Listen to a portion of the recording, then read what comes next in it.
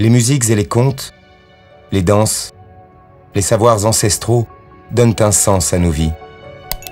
Ils sont l'héritage de l'humanité. Ces cultures orales sont fragiles. Si leurs voix s'éteignent, notre monde perdra ses couleurs. Pour les sauver, il nous incombe de les transmettre à nos enfants.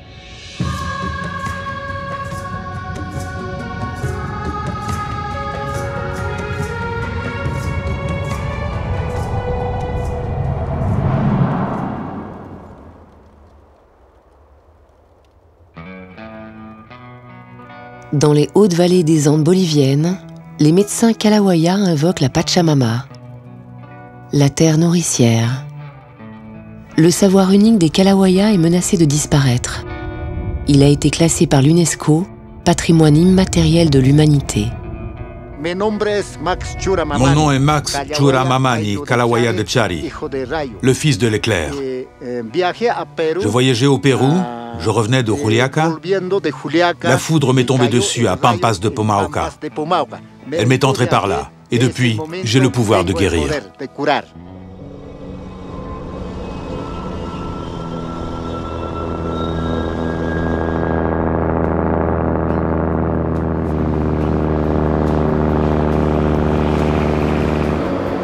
Les Kalawaya sont des médecins et herboristes itinérants dont le pouvoir est légendaire dans toute l'Amérique latine. On dit qu'ils sont les descendants des médecins personnels des souverains incas d'avant la conquête espagnole. On dit aussi que leur tradition est plus ancienne que le Christ.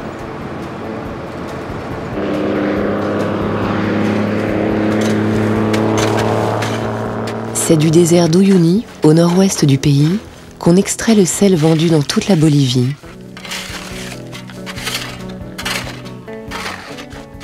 En vérité, nul ne sait qui sont les Kalawaya et personne ne peut dire avec certitude quand ils sont apparus. Leur savoir transmis de père en fils est immense. Les travailleurs du sel vivent dans le village de Colchani, à quelques kilomètres du lac Salé.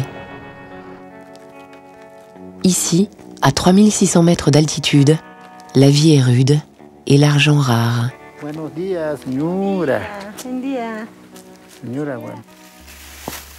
Johnny est le fils adoptif de Max. Pour la première fois, il accompagne le maître pour apprendre les secrets de la médecine Kalawaya. D'où venez-vous, messieurs? J'arrive de La Paz, mais je suis de la vallée de Charazani. Ah, et tu ne sais pas soigner les maladies? Oui, j'ai quelques plantes avec moi. J'ai mal aux poumons, j'ai mal. Ah là là, quelle tristesse. J'ai besoin de me faire soigner par quelqu'un qui s'y connaît. Bon, je vais prendre ton pouls.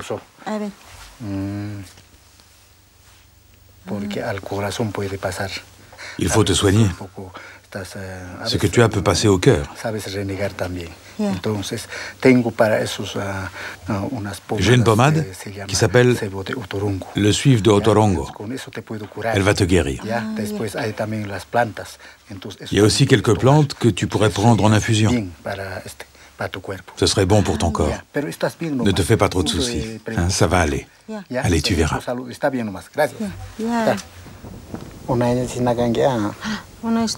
La femme a travaillé longtemps sous la pluie à transporter le sel. Elle souffre de pneumonie, une maladie courante sur l'altiplano. Les Kalawaya classent les plantes médicinales en plusieurs catégories. Les plantes chaudes, les plantes froides et les neutres. Les plantes chaudes soignent les fièvres et les douleurs aiguës. Les plantes froides combattent les faiblesses, les anémies. Les mixtures apaisent les maux d'estomac, les douleurs dans les reins, les troubles urinaires. Tu vas bien te frotter avec cette pommade, hein?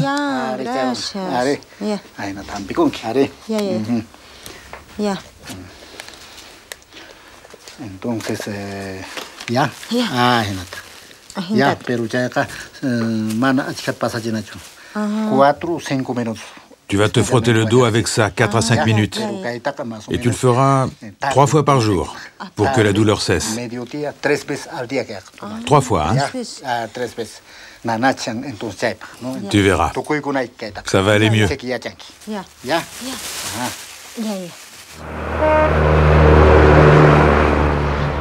Max et Johnny retournent chez eux dans la vallée de Charazani, au pied des Andes.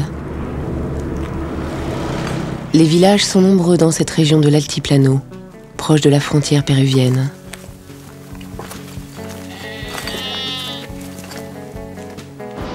Sí, bien, gracias, comadre.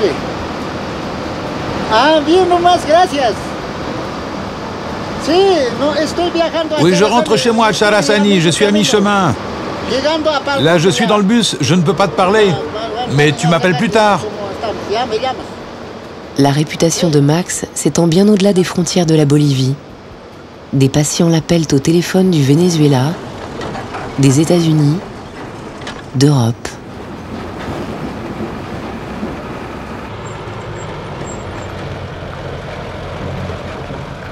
Le bus quitte l'Altiplano et descend dans les vallées encaissées dont l'altitude varie entre 2600 mètres et 3700 mètres.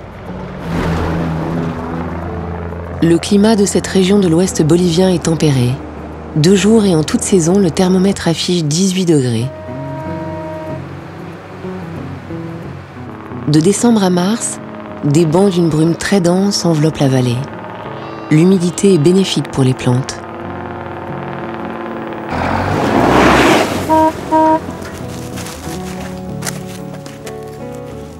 Max et Johnny sont arrivés chez eux.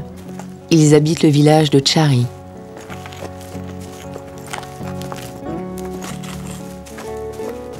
C'est ici que depuis des siècles, les Kalawaya cultivent et transmettent une médecine empirique qui n'a pas d'équivalent dans toute l'Amérique latine.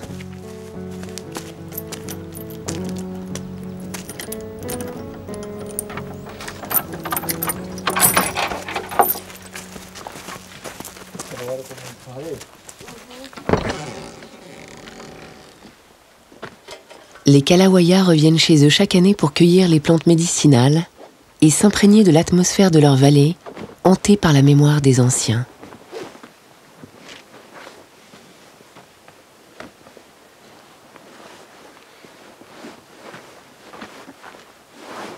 Max et Johnny passent le poncho rouge, qui est en quelque sorte un vêtement sacerdotal. La cueillette des plantes de la pharmacopée ne se fait pas à la légère. C'est un rituel important. Il exige qu'on s'y prépare.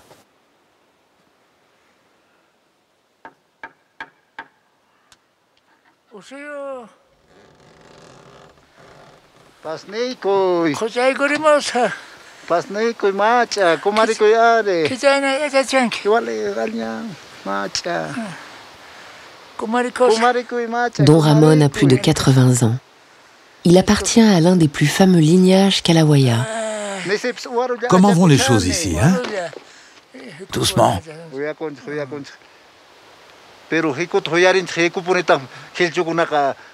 Max est heureux de revoir son vieil ami. Don Ramon et Max sont les derniers à parler encore le Macharuyay, la langue dans laquelle les Kalawaya partagent leurs secrets.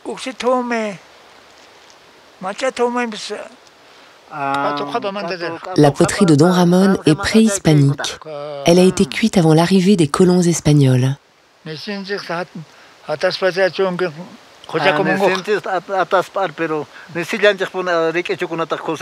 fait trop sec, raconte Don Ramon. Les plantes souffrent.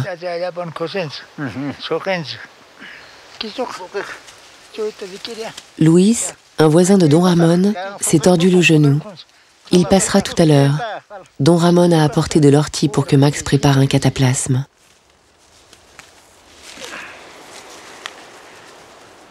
L'ortie est une plante chaude.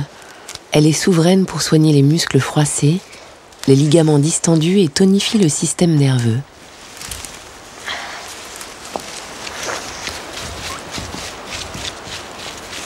Max broie l'ortie fraîche avec une lourde meule de pierre jusqu'à la réduire en hachis.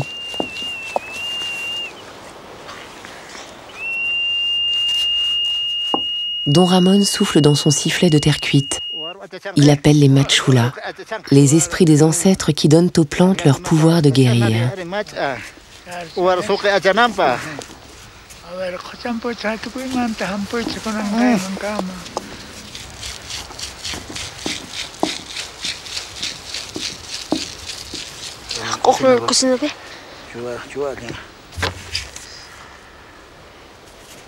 Max connaît plus de 600 plantes médicinales et autant de préparations.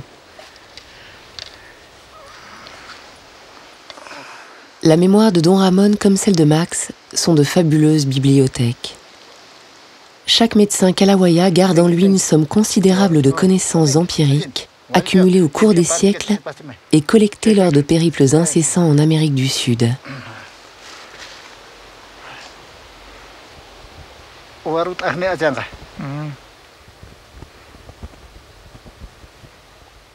C'est ce savoir immémorial que Max transmet aujourd'hui à Johnny.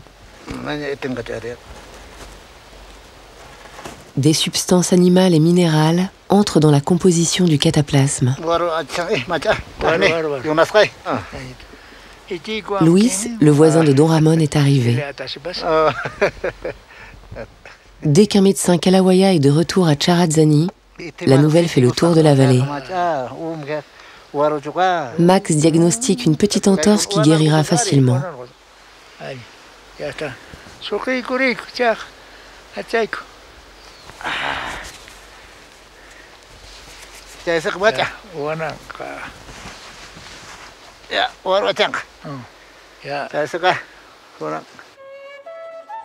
Les kalawaya classent les plantes de leur pharmacopée en genres et en espèces.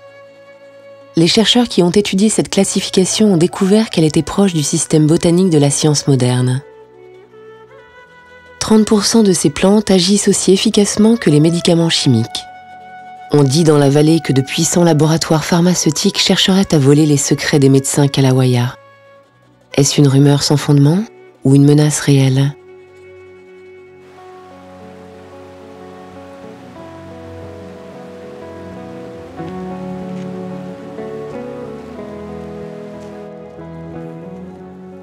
Depuis des siècles, les kalawaya entretiennent des jardins à demi sauvages où poussent les plantes d'un herbier unique en son genre. La pharmacopée kalawaya compte 984 plantes dont les caractéristiques sont répertoriées et dont les propriétés sont connues. Ça, c'est la Chunukiwa. Elle est belle. Regarde-la bien. Elle sert à soigner le cerveau. Elle arrête les hémorragies.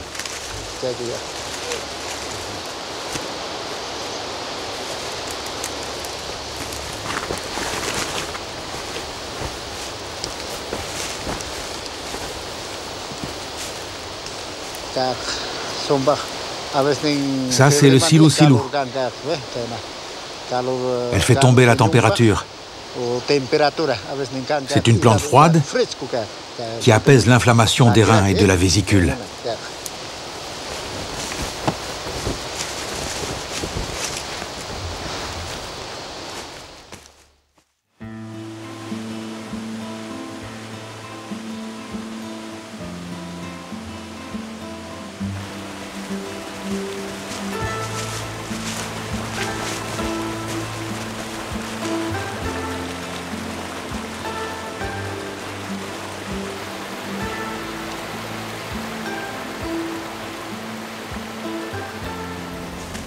La pêche est un des bonheurs des habitants de la vallée de Charadzani.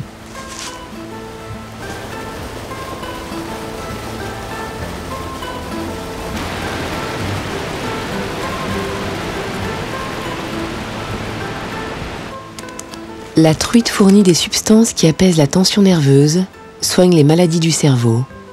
Outre les plantes, la pharmacopée traditionnelle compte aussi de nombreux produits animaux, des insectes, des minéraux. Les kalawaya considèrent que beaucoup de maladies ou de malaises résultent de facteurs magiques ou surnaturels. Les médecins kalawaya ne se contentent pas de prescrire des médicaments. Ils conseillent également des régimes alimentaires à base de légumes frais.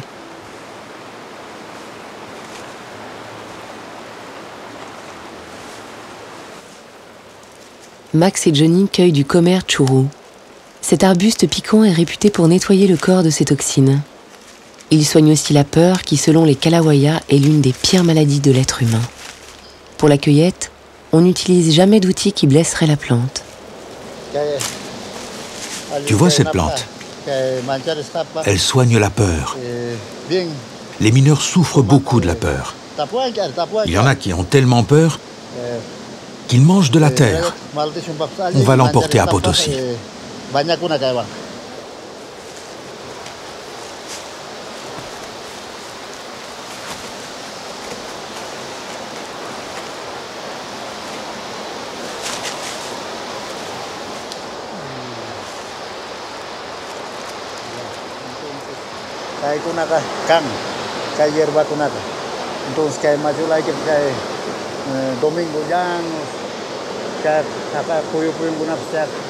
Les Kalawaya dialoguent constamment avec leur divinité, la terre nourricière, la foudre, les esprits des ancêtres.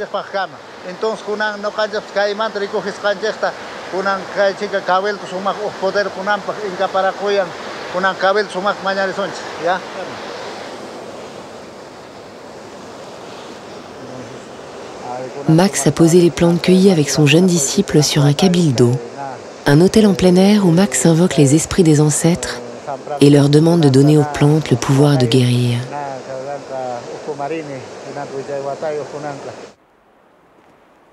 Les Kalawaya ne sont pas seulement des médecins itinérants. Ils cultivent une vision originale du monde très différente de la vision rationaliste et scientifique des pays développés. La culture Kalawaya est un ensemble de valeurs, de mythes, de rituels et d'expressions artistiques hérités des anciens peuples des Andes. Mon père voyageait au Pérou pour vendre ses herbes. Un jour, il est allé dans la montagne et il a attrapé la maladie de la peur.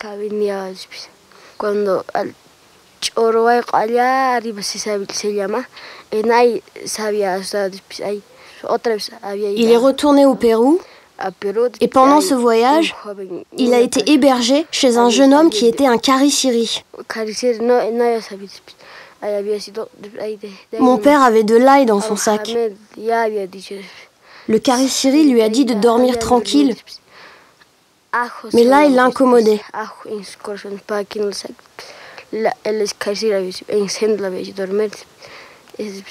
Au milieu de la nuit, il a jeté mon père hors de la maison. Mon père a dormi à la belle étoile. Au matin, il avait de la fièvre. C'est le Karissiri qui l'a rendu malade. Les Karissiri sont des esprits malfaisants qui revêtent une apparence humaine. Ils volent la graisse des hommes qui retient l'énergie vitale. Johnny est convaincu que son père est mort parce qu'un Karissiri lui a volé sa graisse.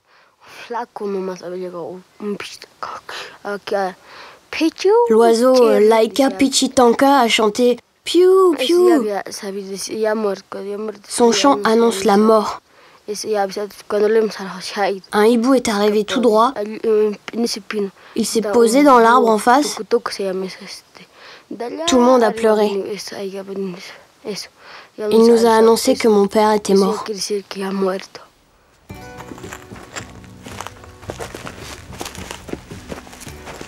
Max a adopté le jeune orphelin lorsqu'il avait 5 ans. Depuis la mort de son père, Johnny veut devenir Kalawaya pour soigner les gens et lutter contre les mauvais esprits.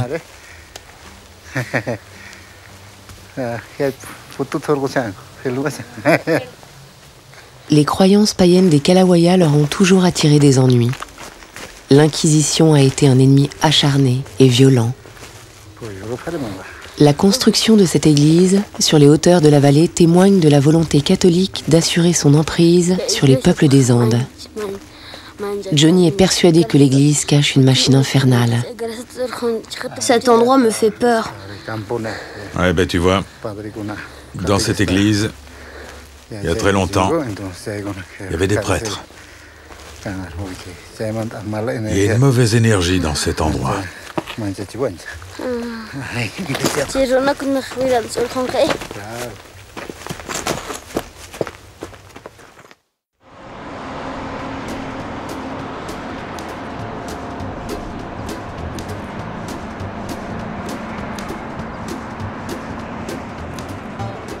À 4000 mètres d'altitude, La Paz est la plus haute capitale du monde. Chaque jour, des paysans ruinés arrivent de la campagne. C'est dans les grandes villes que les Kalawayas ont aujourd'hui l'essentiel de leurs patients.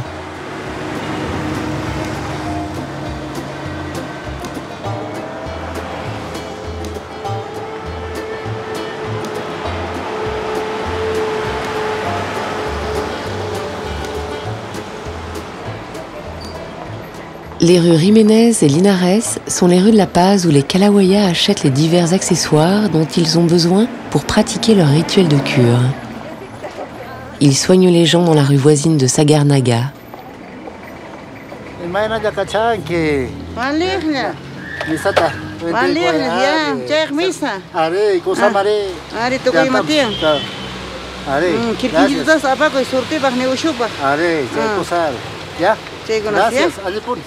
Plume de condor, fœtus de lama, poudre mystérieuse, l'inventaire de ces boutiques n'a pas de fin.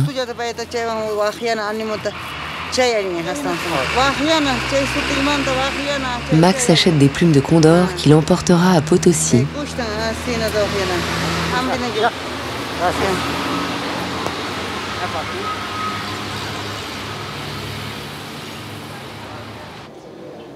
Le docteur Walter Alvarez Quispe est un Kalawaya titulaire d'un diplôme de docteur en médecine obtenu à La Havane, ce qui ne l'empêche pas de pratiquer en même temps la médecine traditionnelle de son peuple.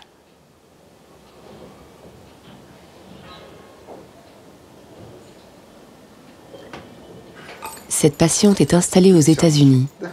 À chacun de ses voyages à La Paz, elle ne manque jamais de consulter un médecin Kalawaya. Un médecin traditionnel lui accorde beaucoup plus de temps et d'attention que ne le ferait un médecin de l'université, à qui elle reproche de pratiquer une médecine minutée et sans âme.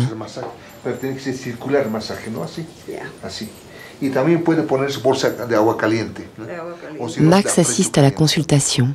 À l'occasion, Walter lui prête son cabinet.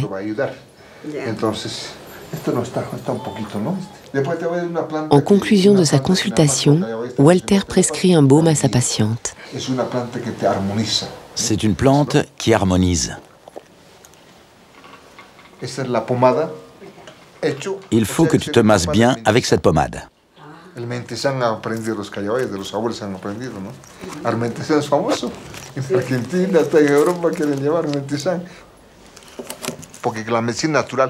La médecine naturelle est une médecine préventive. C'est l'alimentation, c'est des plantes, c'est des minéraux. Ce qui est très important et qu'il ne faut pas perdre, c'est l'ensemble. La psychologie, la musique, la culture, la science, le savoir de nos ancêtres et la religiosité.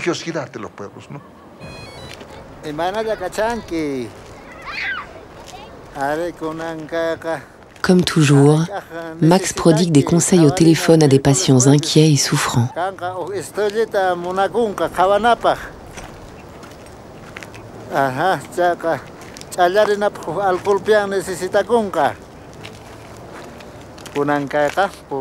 Max et Johnny ont gagné les hauteurs de La Paz. Max présente la ville à Johnny.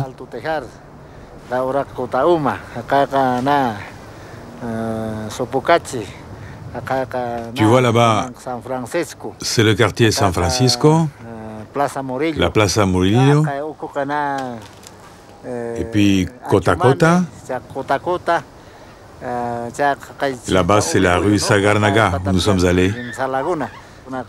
Et puis au fond, la montagne sacrée qui nous protège avec la Pachamama.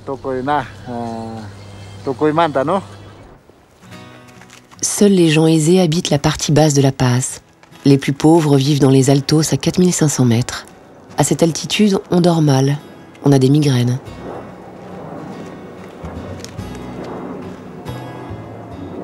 Le mannequin pendu à un lampadaire rappelle qu'un voleur a été lynché par la foule à cet endroit.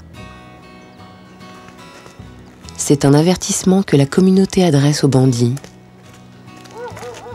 Les faubourgs misérables de La Paz ne cessent de s'étendre. Des centaines de milliers de pauvres gens s'entassent dans des baraques branlantes.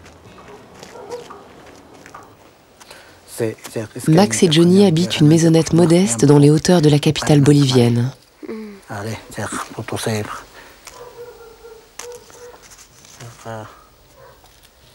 Max a prévu de se rendre à Potosí. Les mineurs qui extraient l'argent souffrent. Ils ont besoin de lui et de la science kalawaya.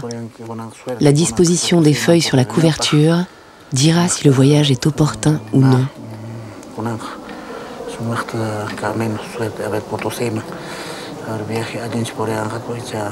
La coca accompagne la vie quotidienne de toute la population des Andes. Elle soulage des effets de l'altitude, coupe la faim, stimule l'énergie, révèle le destin.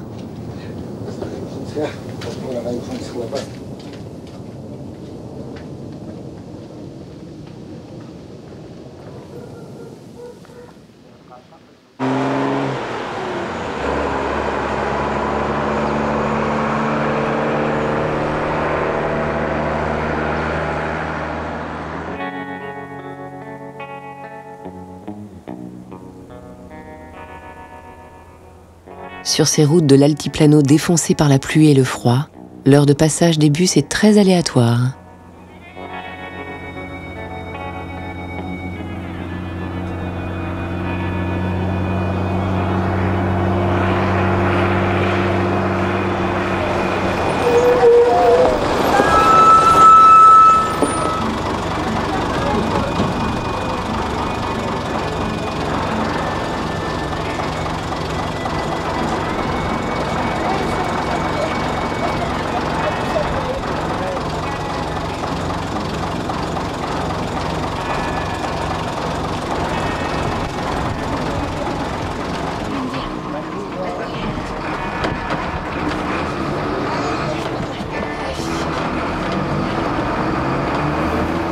Saca 26.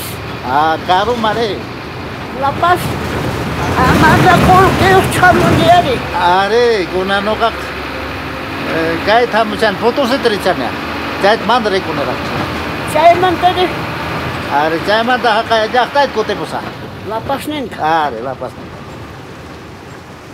Les kalawayas s'ouvrent spontanément aux inconnus de rencontre. Bavarder, prendre des nouvelles des autres, fait partie de la connaissance. Il y a toujours à apprendre de quelqu'un, disent-ils.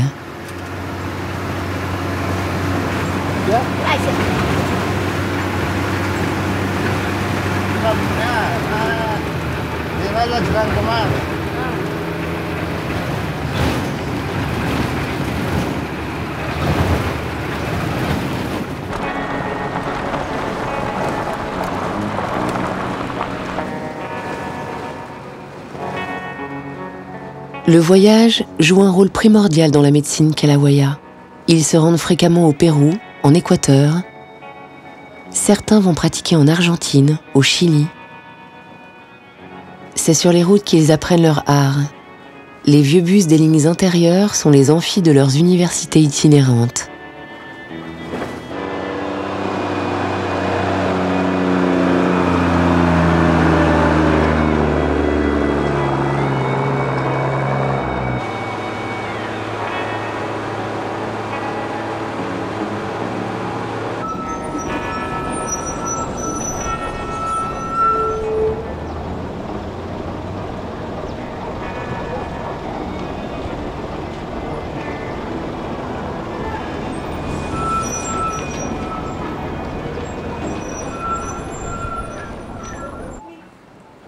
Au temps de sa splendeur, Potosí fut l'une des villes les plus florissantes du monde.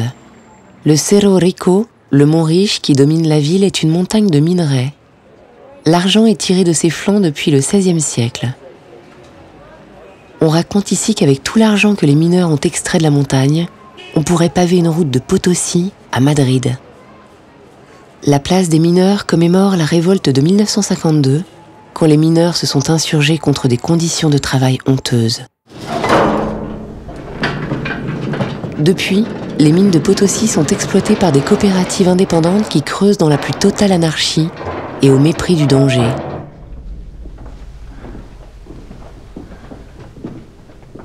Le monde d'en bas est l'empire du Tío, l'oncle démoniaque. Au début de la journée de travail, les mineurs se rendent à son sanctuaire.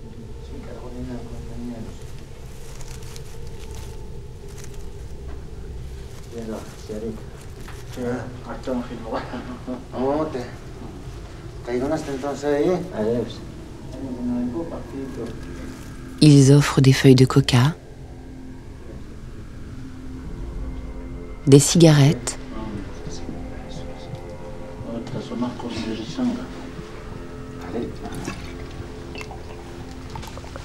de l'alcool.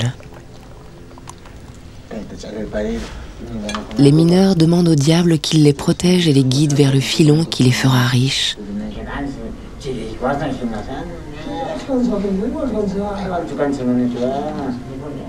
Le Tio règne sur la mine depuis plus de 400 ans. Il exerce un pouvoir violent, capricieux, tyrannique.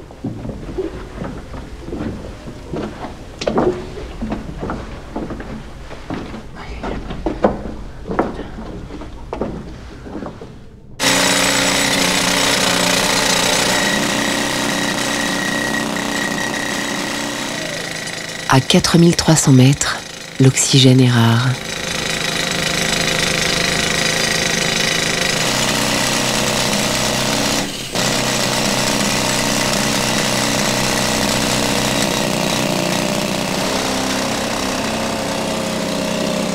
Aucune des protections mises en œuvre depuis longtemps dans les mines modernes n'existe ici. La poussière rend l'air irrespirable. Presque tous les mineurs souffrent de la silicose. Des grains de poussière de roche s'incrustent dans le tissu pulmonaire et le transforment en pierre. Au bout d'une longue agonie, les malades meurent d'asphyxie.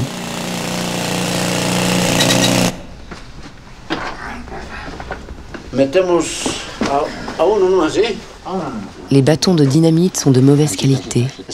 Ils sont vendus au détail par de petits commerçants installés dans le voisinage de la mine.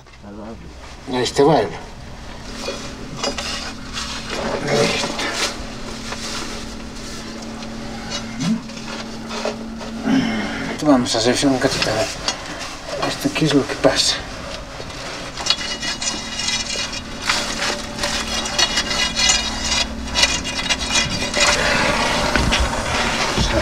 Les mèches lentes sont artisanales. La vitesse de combustion varie fortement d'un fabricant à l'autre. Les mineurs ne savent jamais combien de temps ils disposent pour se mettre à l'abri. Ils se replient dans une salle éloignée du front de taille.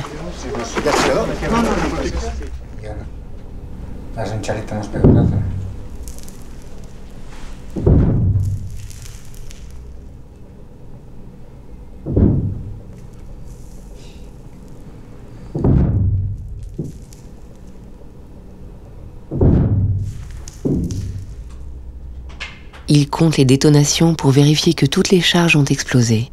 Parfois, un bâton ne détonne pas et il est oublié dans la galerie. Malheur à ceux qui tombent dessus. Après l'effondrement des blocs de roche attaqués à la dynamite, les mineurs chargent les gravats dans des wagonnets poussés à la main.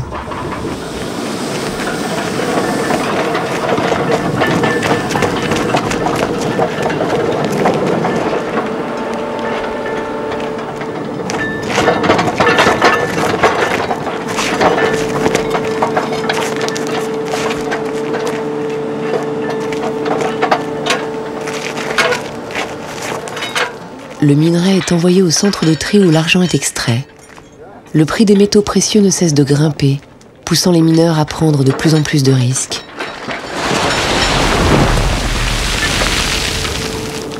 Mathias travaille depuis 10 ans à la mine coopérative de Caracoles, l'une des plus anciennes de Potosí.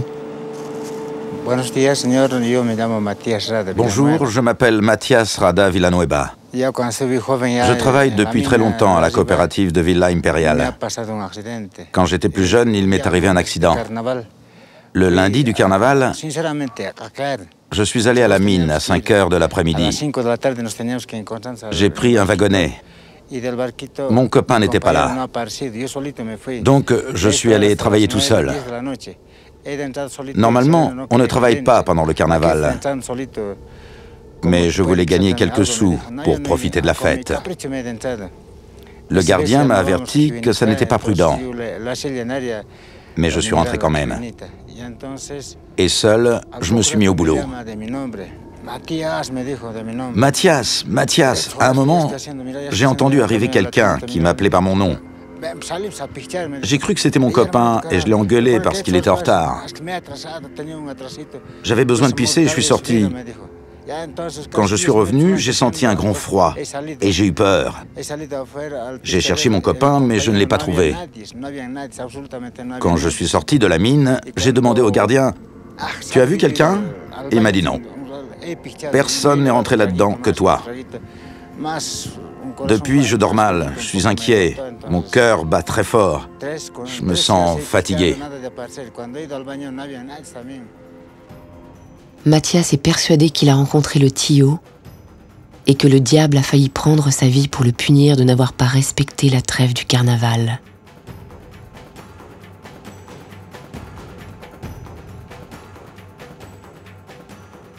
Quand je suis sorti de la mine, mon corps a été pris de tremblements. Je ne sais toujours pas qui m'a parlé. Depuis cette rencontre, j'ai vraiment peur.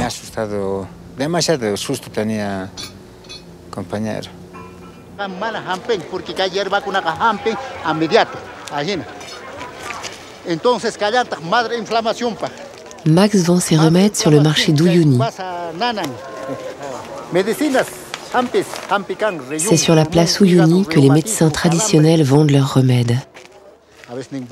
Les médecins Kalawaya sont très renommés et il arrive que des charlatans en profitent.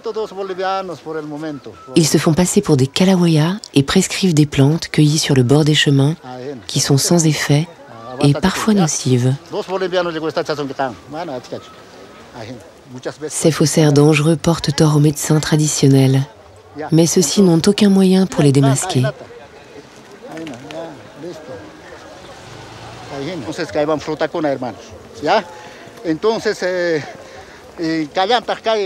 Les populations désargentées des hauts plateaux se méfient de la médecine moderne, profondément étrangère à leur culture.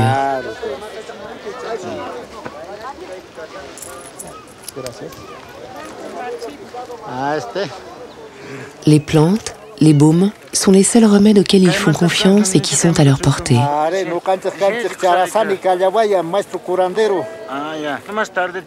Mathias explique à Max qu'il souffre de susto. C'est une dépression engendrée par la peur qui persécute les mineurs. Les conditions de travail inhumaines ruinent leur santé et détruisent leur équilibre. Max juge l'état de Mathias suffisamment sérieux pour une cure complète. Il se rendra chez lui. Les Kalawaya soignent à la fois les malades et les lieux où ils vivent.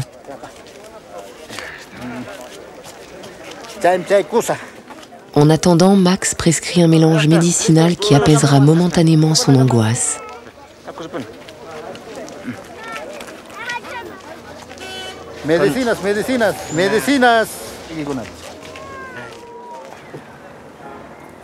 Max s'est rendu chez Mathias.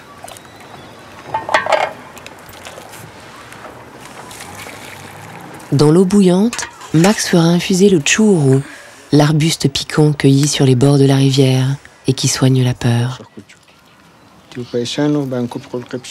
Max et la famille de Mathias ont dressé la mesa, une table où sont présentées toutes les offrandes faites à la Pachamama, la terre nourricière, la mère universelle dont l'aide est indispensable à la guérison de Mathias.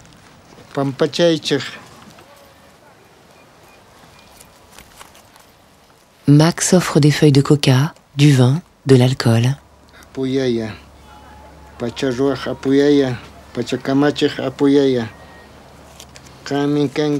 Des fœtus d'animaux, et en particulier des fœtus de lama, très présents dans tous les rituels andins, sont offerts à la divinité.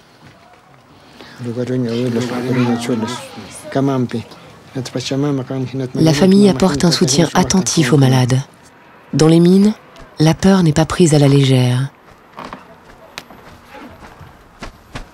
Avec les plumes de condor, Max appelle l'âme de Mathias. Il lui demande de retourner dans son enveloppe charnelle.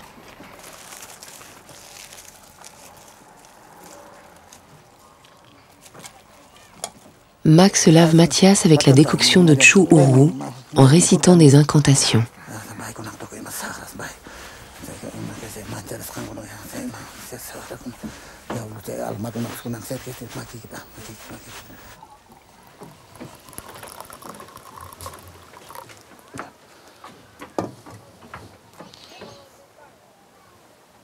Le rituel de cure est très long. Il se prolonge parfois plus de 2 jours.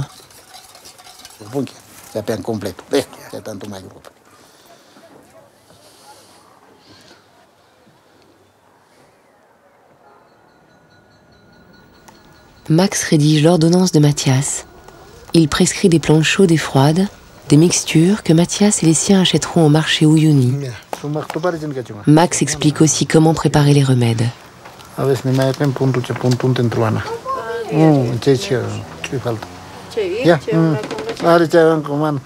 Le prix payé par le patient est toujours très modique.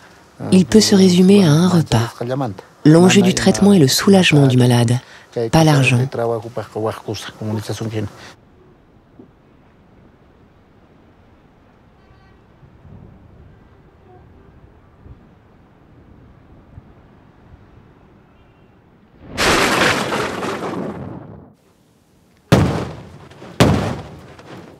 Après avoir soigné Mathias, il faut maintenant soigner la mine où travaille Mathias.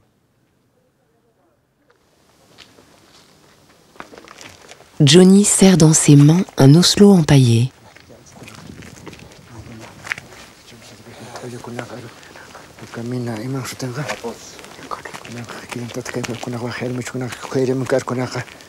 Dans la cosmogonie Kalawaya, l'oslo est né du sang de la Pachamama. L'oslo est un intermédiaire entre les Kalawaya et la terre nourricière. Le rituel célébré à la mine a pour objet de rééquilibrer les énergies qui circulent entre le ciel, la terre et le monde d'en bas.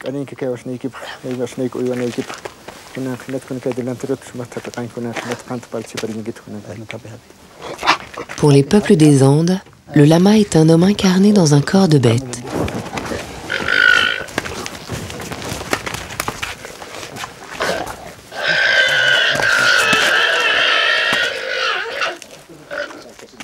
En embrassant le lama, les hommes lui demandent pardon par avance du mal qu'ils vont lui faire.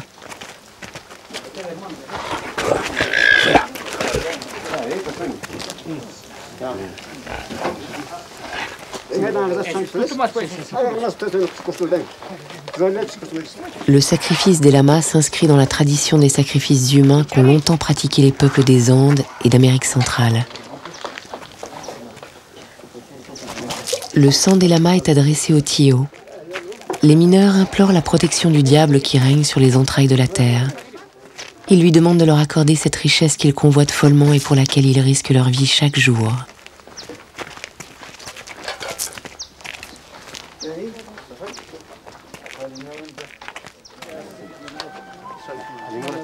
La cure est terminée. Les 3 régions du monde Kalawaya, le cosmos, le monde terrestre de la Pachamama et le monde souterrain sont à nouveau en équilibre. La peur qui rongeait Mathias est apaisée. L'entrée de la mine est aspergée de bière. Le rituel s'achève.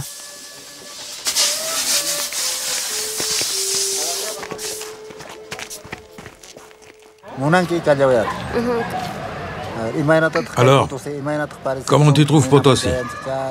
Qu'est-ce que tu en penses? Et le Cerro Rico, tu en penses quoi?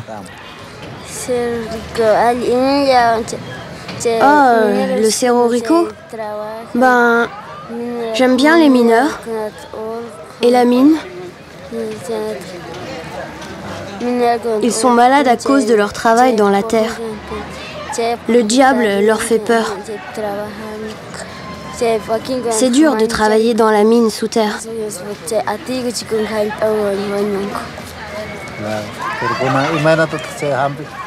Alors toi, tu as peur du diable.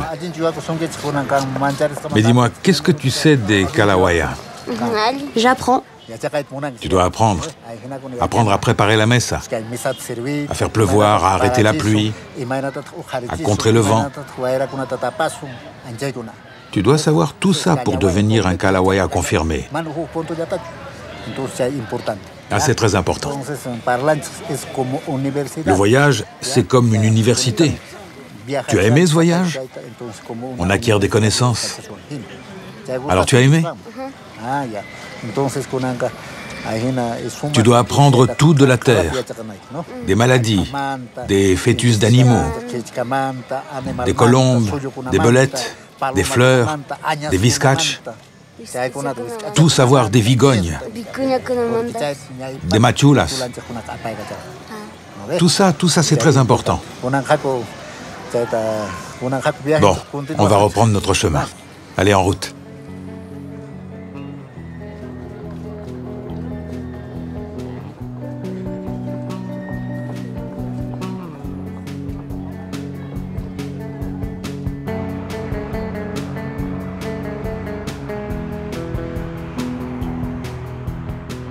Max et Johnny quittent les mines de Cerro Rico hantées par le diable.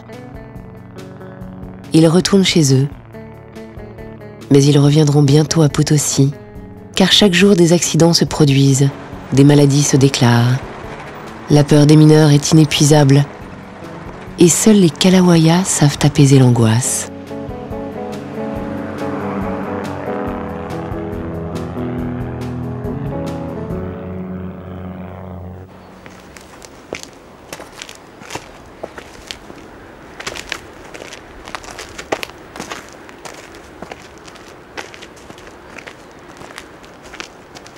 Max et Johnny sont de retour dans la vallée de Charadzani. Chaque fois qu'ils rentrent chez eux, ils contemplent avec émotion le paysage austère et grandiose qui est le berceau de leur peuple. Ils retrouvent les jardins à demi sauvages, où poussent les plantes qui soignent les gens dans la souffrance. Alors, comment ça va? L'année est bonne? J'ai pas à me plaindre. Ça va, ça va. Ce qui m'embête, c'est que je vois plus beaucoup.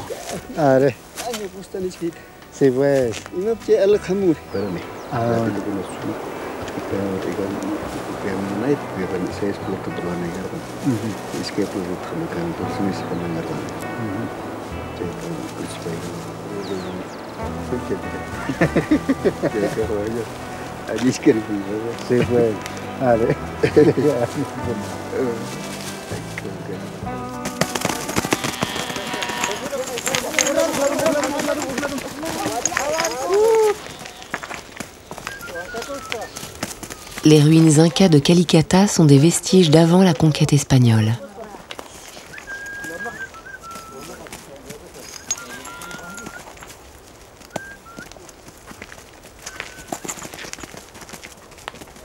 Calicata est toujours un lieu sacré. Les gens de Charadzani y rendent un culte aux divinités tutélaires de la vallée.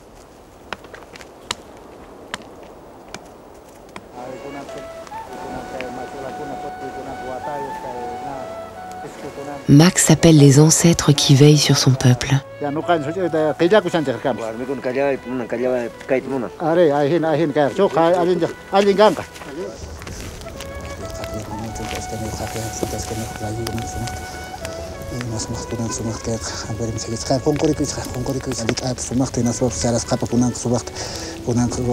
Max remercie les divinités. Le voyage à Potosi s'est bien passé.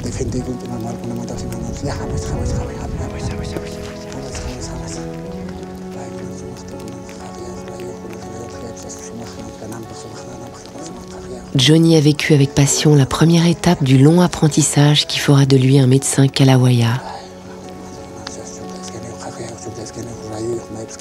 En proclamant la cosmogonie andine des Kalawaya, patrimoine immatériel de l'humanité, l'UNESCO aide à la défense d'une culture qui a été longtemps combattue par le colonisateur.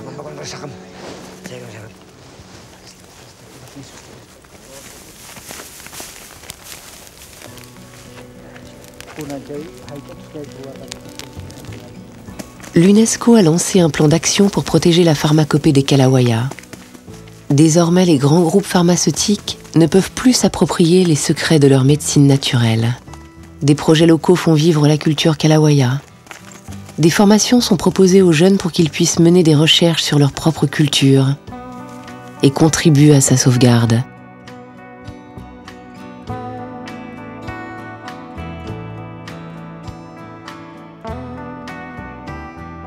Les Kalawaya cultivent des jardins secrets et difficilement accessibles. Leur art de guérir est aussi une poétique qui chante une nature grandiose, puissante, qu'on voudrait immortelle.